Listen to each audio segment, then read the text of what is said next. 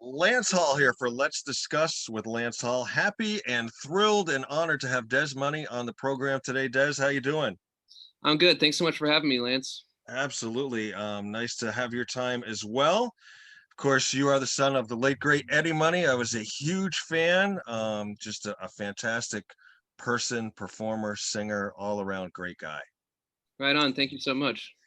Here to talk about your new song though, and I've got to admit, Des, I'm a little late to the party on this. I got the email from Jody with your new tune, Give It All You Got.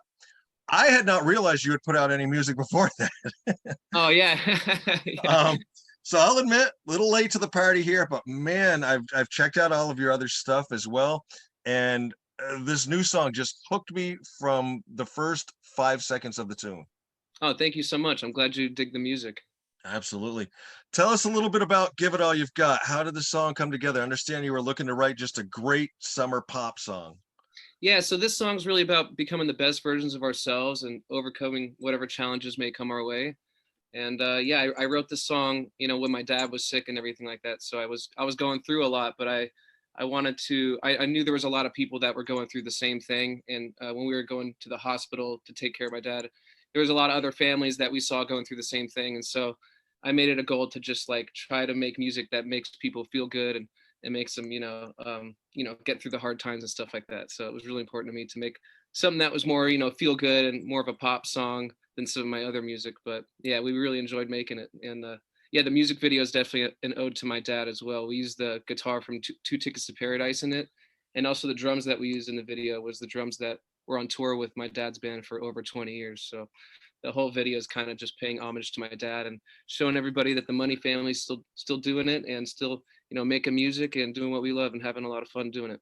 That's awesome. When I read that guitar was one from Two Tickets to Paradise, I went back and rewatched the video, and I mean, I just got chills watching Oh, it. How did it feel strapping that on? You know? it was awesome. It was definitely like it felt really special to me. And I remember when my dad first showed me that guitar, and it was like when I picked it up, you get this kind of like really special feeling, and that feeling doesn't go away when I pick up that guitar. It's really a special guitar.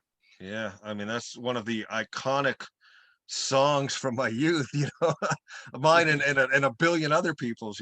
So Yeah. very fantastic. Now your brother Julian is in the video as well, playing drums. Yeah, my little brother Julian, he's been playing drums his whole life, so we were always kind of playing drums as little kids together. Because I started off on the drums; that was my first instrument, and so me and Julian were always playing drums together. We had two drum sets set up, so we would always be doing drum battles when we were little kids, and so that was a lot of fun. It's always a great time, including my family, because as my dad used to say, it's all about the family, and music is really what we do to come together, and it's what we do to make my dad proud. So yeah, we had a great time making the video. And your sister Jess helped out as well. Yeah, definitely. Jess was actually behind the scenes making it rain, the $100 bills and stuff like that. So yeah, she was Nice. assistant director on the video. She helps me out with all my music videos actually. Cool. And yeah, it's great to have the family involved. Now I understand you like directed, edited the whole nine yards on the video as well. Yeah, that's true. I've been working on that skill set, and I've been having a lot of fun with it. And I feel the same way when I'm making the music videos as I do when I make the music. It's like that creative outlet.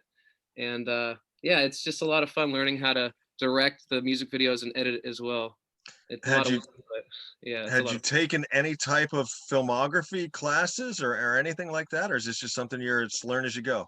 I was just Googling it and learning a lot of stuff from YouTube, and just taking the time to really hone in on that craft. And it's been a lot of fun with every music video. I can tell I'm getting more comfortable with it, and yeah, it's been a lot of fun.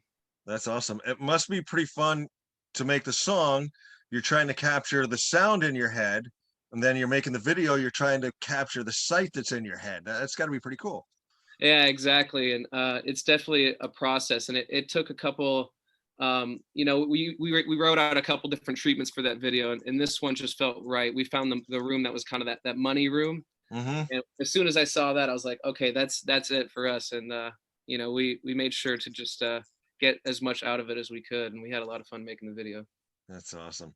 There's one line in there, and it's the way you sort of enunciate it, your cadence with the vocal and everything, where you go, "Don't stop believing." Is that a Journey reference or is that just your own deal?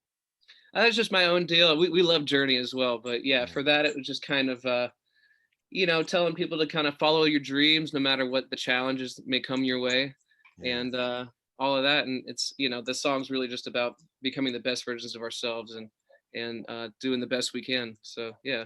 Cool. So this is the third single you've released this year. Your first one was called Lost. Listen to that, watch that video. What a haunting song that is. You know, uh, Yeah. haunting melancholy, what can you tell us about that one?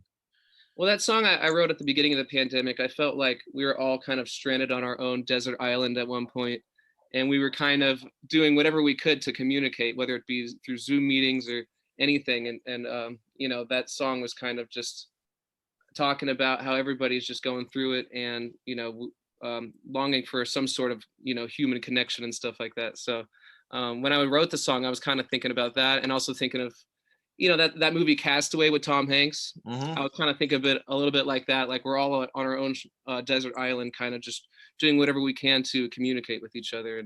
And yeah, so I had a lot of fun making that video as well. That one was kind of just like a run and gun shoot. We just got out at the beach, and me and my friends had a couple of cameras, and we just kind of made it happen one day, and we filmed the video. And yeah, that was another one that was kind of it was a lot of fun to make. And Nice. yeah. I liked your singing, particularly like on the tail end and the fade out of that song. I thought it was real soulful. And I got researching a little more, and I read that it was Jess who more or less taught you to sing, pushed you to sing. And the first song she got you to do out on stage was At Last by Etta James. Yeah, well, that was actually weird. That was at my grandparents' house when I was just a little kid, and Jess was Yeah. like, she teaching me how to sing, and she definitely picked a really hard song for our first song, but it taught us how to be very soulful.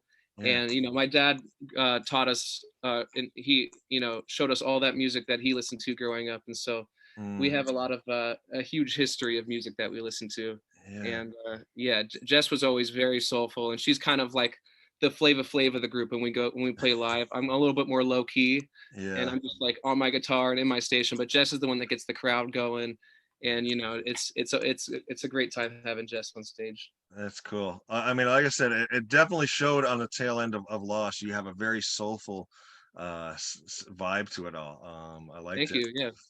And then second song you released was Trippin'. Yeah, it's trippy, all right. Uh, Real Beatles references there, you know. I understand you were sort of digging Yellow Submarine at the time, or Yeah, definitely. My parents were huge Beatles fans, so like I'm actually named after Obla Di Obla Da, and then my ah, middle name is Lennon. So yeah, that was definitely the whole video and everything was a huge Beatles reference, and that one took a while to make because of all the animation and everything that goes on throughout. But yeah, I had that in my mind for a really long time of doing something that we could get animated with, and do something that's kind of like Yellow Submarine and everything. So that was a blast to make that. And that's another one that we just made with me and my friends, and we just drove out to the desert one day and made it happen. So yeah, it was a lot of fun. cool. Now the new album comes out later this year. Do you have a target date set or anything? I don't have a target date set yet. I'm not sure if I'm going to release, if I'm going to keep going single by single, Hmm.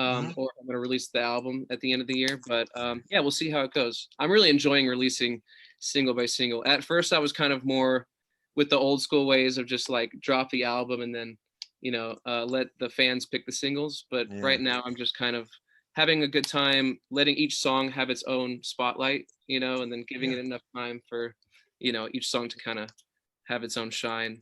So Absolutely. It's such a different world musically from where it was. And with the pandemic and everything going on, touring now is all up in the air and everything. Have you been able to do any type of live dates yet at all with any of this? not yet. We've done some stuff for like live streaming from the studio. Okay. And but other than that, yeah, we're setting up some shows, but we're in talks with it. But yeah, we'll see what happens. Hopefully soon. Yeah, Can't wait to get back out there. definitely. Definitely. I can't wait to see some people back out there. Um, you also produce all your own material as well. Is this another thing you've just sort of been hands-on, learn as you go type thing, or do you have any type of production schooling Uh, at all? I took a couple classes in high school for production, And but other than that, it's another thing that I just kind of taught myself, and Google and YouTube and all that. So any question I have, I can just ask Google, and then every day I learn more and more. So that's one thing with production that I love as well, is like every day I learn something, and it could be different genres that I'm changing, and I just learn something new every day about different things. So yeah, Yeah. I love it. Let's go back in time a little bit. You mentioned you started out on drums. I thought it was pretty cool. Very into like Blink 182, and then you got into like some whole metal stuff and all that, and took that as far as you could. And then you've crossed a ton of different genres, and then you started to play other instruments as well. I'm jealous as hell, Des, but has it all come easy to you? Are you just one of those guys that can pick up anything and play it? For me, it takes time, and you got to practice as much as you can. And like with guitar and stuff like that, that was probably one of the last instruments I learned. As I started off on drums, and then I went to bass and piano, and then guitar. And there's definitely a learning curve, but I'm really happy that I started off with drums, because I was able to get the rhythm down, and like my right hand for guitar was just kind of natural. But then I had to learn, the chord progressions and all that kind of stuff. But yeah, it's something that I really enjoy doing, and it's I love playing just different instruments, and because there's different things you can get out of the different instruments. So it's really a joy to play all the instruments as much as I can. But Yeah. yeah. Now, how about the songwriting process? Were you writing songs as you were growing up, or was that something that came after did you master the music first, then the lyrics, or how did that all come about? It all kind of came together just naturally. When I was like 19, I think I started really writing my own material. Before that, I was just in bands in high school as the drummer and everything, and I had a lot of fun doing that as well. But I wanted to take my artistry to another level, and I really had a great time making my first record, "Take Me Down," Mhm. and that's when I learned a lot. I was just in the studio with my dad's friend Donnie, and then also my friend Ty Stevens, who they helped produce on my first record. So I was just a sponge in the studio. Instead of going to college, I was just spending every day in the studio and asking as many questions as I could, and just having a great time learning as much as I could. Yeah, very cool. Now, I take it the bands that you were in high school, were you like doing originals then, or were those mostly cover bands? They were cover bands and some originals here and there, but some of them were kind of like metal bands, which as a drummer, that's really the most fun you can have as a drummer, to be in a metal band. But after a certain amount of time, I wanted to, just take things into my own hands, and see what I could do with my own music. Because a lot of those bands, they ended up just like, we would practice, and then some of them would never play any shows or anything like that. And uh, but yeah, it was great to just being able to learn how to be in a band, and seeing what those band Mm. leaders did at the time, and seeing how they treated people. And it made me realize that, like, how it affects others when you're not the leader of the band. So I always try to be very fair and really nice to everybody in my band after learning that as a drummer. That's a great point to bring up, and I touch on that every once in a while with different people is, what it takes to be in a band. You've got to be a part of a team and everything. And yeah, I think that's a fantastic point and a great lesson learned. Yeah. Were there times where it was a little difficult in some of those bands, or did most of them come fairly easy? Oh yeah, some of the bands, where there'd be like a lead singer where they thought they were kind of better than the other band members and stuff like that. Mm. And I was always just having fun with my friends, and just I always loved music, and so it was more pure for me, and as opposed to, I think, some of these other frontmen that I was in the band with, they were just trying to make it just about themselves instead of making it about the music. Yeah. So yeah, when it was time for me to be the front man, I just try to be as nice as possible to the band. And really the hardest thing is getting everybody's schedules coordinated and making Mm. sure we can I can practice imagine. at the same time. Yeah. I can imagine. Yeah. And of course, then eventually, as you went on, you and the family, you're such a musical family. It's wonderful. You and Julian and Jess went out and opened up for your dad. Yeah, we were really lucky to be able to get that opportunity. And at first, we had a lot of people that were kind of naysayers, and Mm. they were talking trash at first. But then we got to show them that, hey, look, this isn't just, this is what we do for a living. We're not just getting out there like first day going on tour. Yeah. So I think Yeah. they learned that, my dad really was a great teacher, and he was very, he made sure we practiced constantly. He wasn't satisfied until we got the songs perfectly. And he was always saying, make it sound like the record, make it sound like the record. So Mm. we always tried to do our best to make it sound like the record. And I think the fans really enjoyed it. And, it was definitely a learning curve going on tour, and seeing certain fans that would like us, and certain fans would kind of have this idea that we weren't going to be that good when we came on stage. But then we hopefully proved a lot of people wrong just by working our best, and having a lot of fun as a family playing music Ab- together. Absolutely. And I hear that with your dad pushing you guys, because I mean, I can relate in a sort of a total different way. I ran a business where my family's name was on the side of the business. We ran a store out here in Vermont where I'm at, and we Nice. always took the pride in it's our name on the building. That was sort of our catchphrase. We're going to work harder for you because it's our name on the building. And I can Right. see him being the same way. You guys have got to work hard. It's my name up there on the mic, on the marquee, you know? Exactly. Yeah, he would say stuff like that for sure. So we always made sure we did our best for him, and yeah, it taught us a lot of lessons going on tour with him, because at first we were just playing local shows around here with our band, and there's only so far you could go and so much you could learn just playing the local shows. Yeah. It's really when you go out on tour that's when we got kind of thrown into the fire, and we were able to, like, you have to adjust on the fly to some things, and learn how to deal with certain things like technical difficulties and stuff like that. And Sure. yeah, we learned a lot, and I was really happy we were able to have that opportunity. And the technical difficulties hit everybody. I can tell you this because I was there that night. The Van Halen Live Without a Net DVD now was VHS back then. It was shot in New Haven back in '86. I was there the first night. A lot of the footage got scrapped because something happened with whatever. So a lot of what you see is from the second night. The first Oh, night, Eddie went out, sat on the edge of the stage. He's getting ready to do his solo, and his guitar crapped out. oh no. And he just kind of shrugged his shoulders, and a roadie brought another one out, and he kind of took a bow and sat down and blazed. So Wow. yeah, yeah, I Yeah, was there. I had the opportunity of meeting Eddie. I think it was Really. maybe two years ago. It was just at the car dealership, but Mm, he was extremely nice, and I was really happy we got to meet. It was me and my mom that got to meet him, and wow. he told me that he was watching the show, which I was pretty surprised. It's like, wow, you watch Real Money? That's really cool.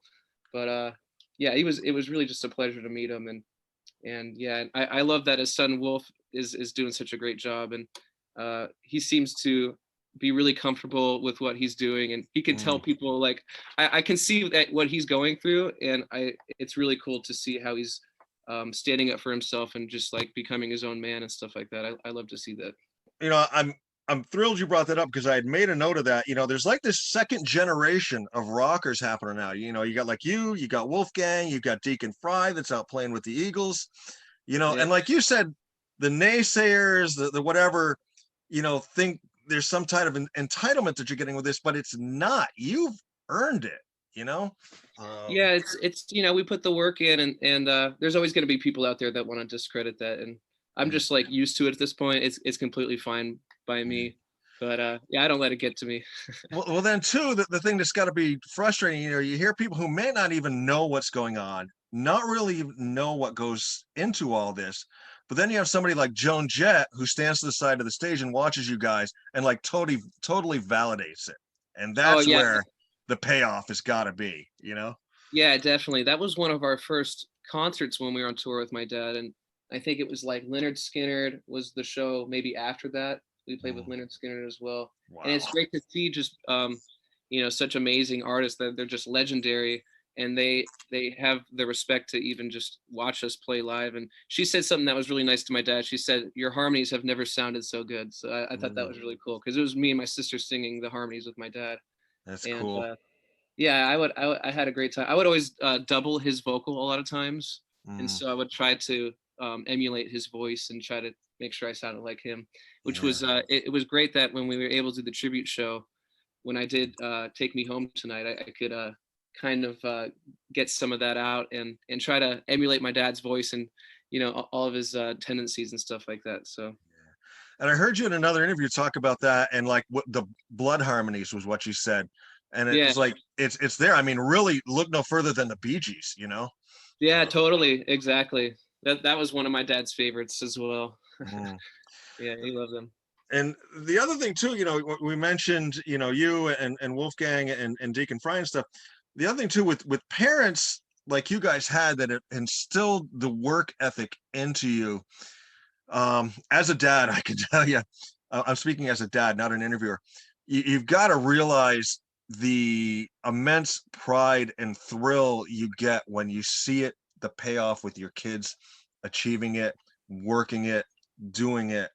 It's an amazing experience.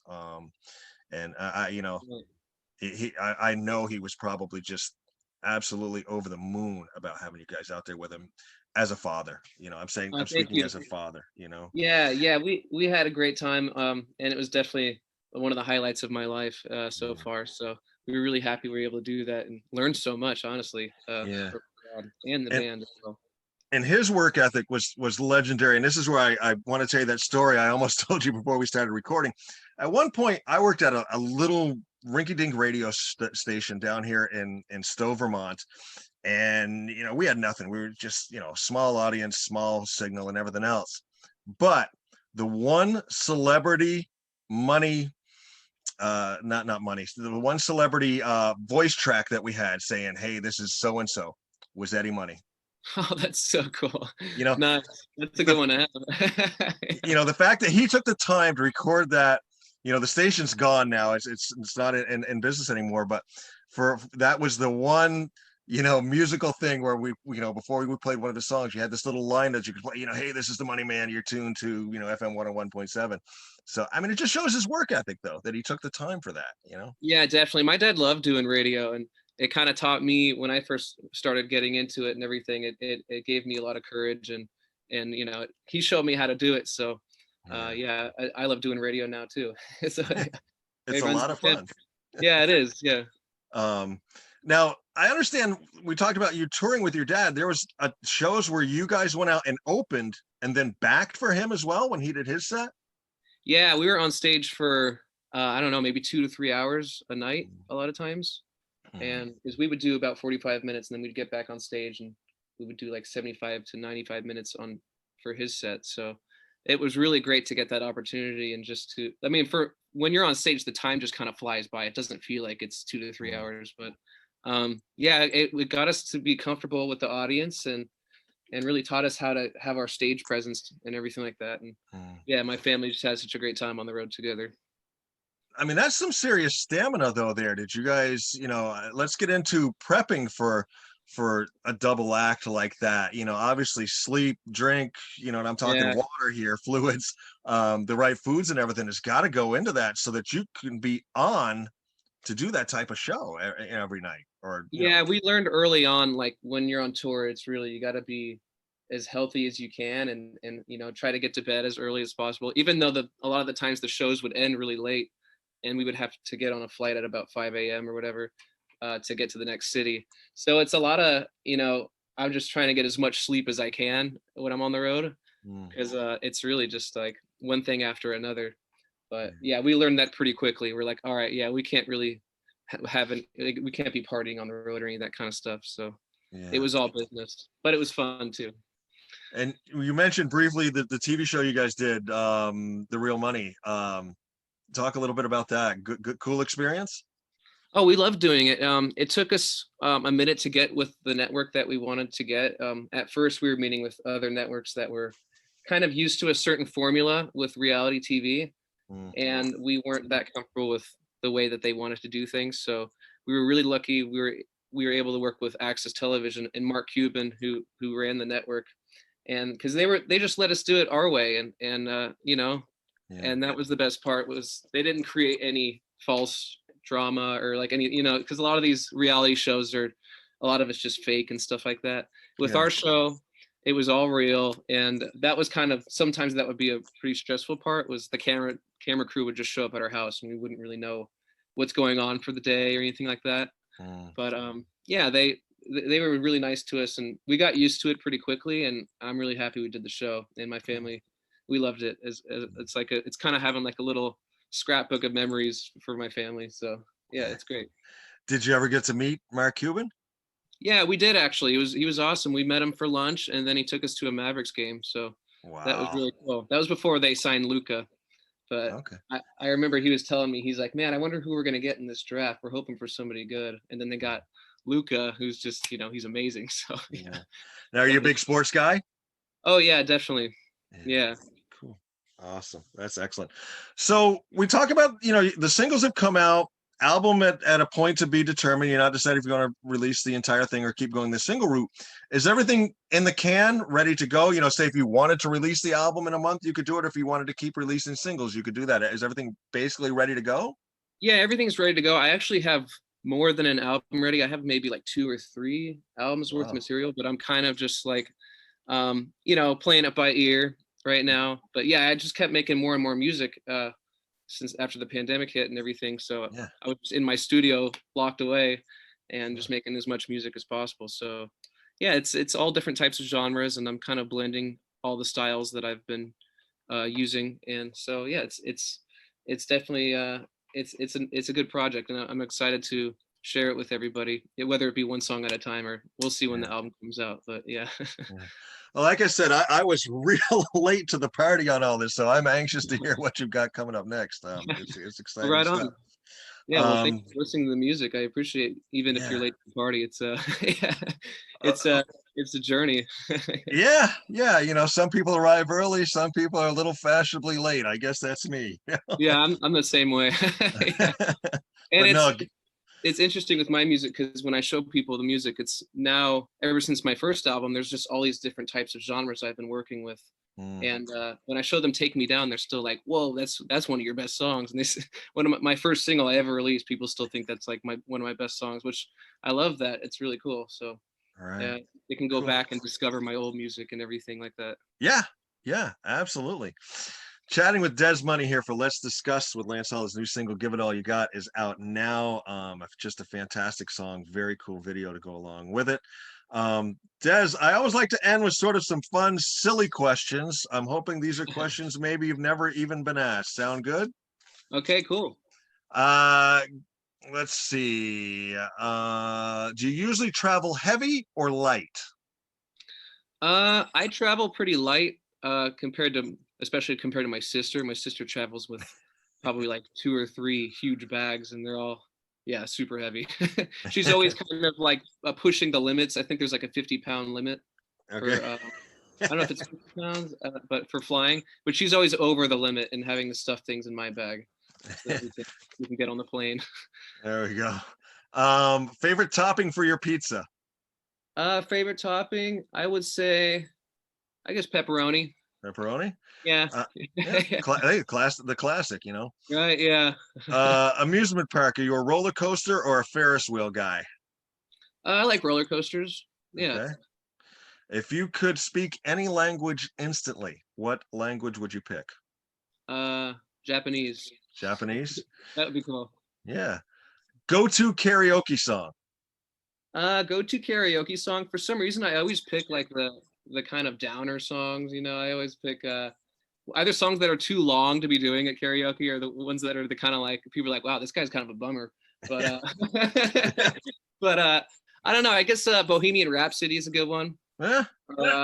I sometimes do some Ray Charles and stuff like that. Oh, It's like yeah. we were saying, we come from like an old school kind of soulful background. Sure. So yeah, sometimes I'll do like Ray Charles, or yeah, something like that. But Favorite season? Are you a spring, summer, winter, fall guy? um, I think I like the summer the best. I kind of switch off, but yeah, right now I'm enjoying this summer so far, so it's been great. Last music other than your own you listen to? I was listening to the new Kanye album actually this morning. Okay. Yeah. Favorite toy growing up as a child? Favorite toy? I guess PlayStation. Does that count? The video Yeah, games? Yeah. absolutely. That'll count. Yeah. Yeah. Favorite old school wrestler? Sting. Sting? Yeah, he was Very great. good. If you could pick a television show to have one of your songs placed in, what TV show would you pick? Oh, that's a good question. I'm not sure. That's a really good one. Uh, Yeah, I'll have to get back to you on that one. That's a Okay, great think question. about that one. Last one. This is the one we have the most fun with. If they were to make a biopic of your life, what actor would you pick to play you in the movie? And it's your movie, your life. You can pick anybody. Uh, I don't know. That's another great question. Uh, yeah, I don't know. There's a lot of great actors, so yeah, that's a tough one as well. I guess I don't know, Leonardo DiCaprio would be cool, but he's older than me, so it really I don't know. Yeah, and that was on my mind. I said, you could always go with DiCaprio circa Titanic, Yeah, yeah, Yeah, yeah. He's just such a great actor, so yeah, I don't know. Yeah, very he would be cool. cool. Going forward, Des, what's on the plate next for Des Money? Just gonna be releasing more music videos, and yeah, just keeping up with keeping up with the music and all that. Cool. Des, was there anything I didn't ask you about, anything you didn't get to talk about in this interview that you would have liked to have? The floor is yours. I think we got everything covered. Yeah, I released my second album, Blue, in 2020, and still we're performing those songs as well. And those are a lot of songs that right after I released that album, the pandemic hit, so it was kind of I wasn't able to tour with that music, Sure. and those are a lot of songs that we can't wait to go out and play those songs as well. So yeah. Awesome. Des, it's like I say, it's been a thrill and an honor. I was a huge fan of Eddie Money, and I know I'm going to be a big Des Money fan. I was fortunate enough to see your dad live back in '87. He played up here in Burlington at the auditorium, and it was a fantastic show, and Nice. dream come true. I love that. Thank you so much for having me on the show. Absolutely. Des, enjoy the rest of your day, and hopefully we'll get to chat again soon. Thank you. Enjoy the rest of your day as well. Bye-bye. Okay, bye.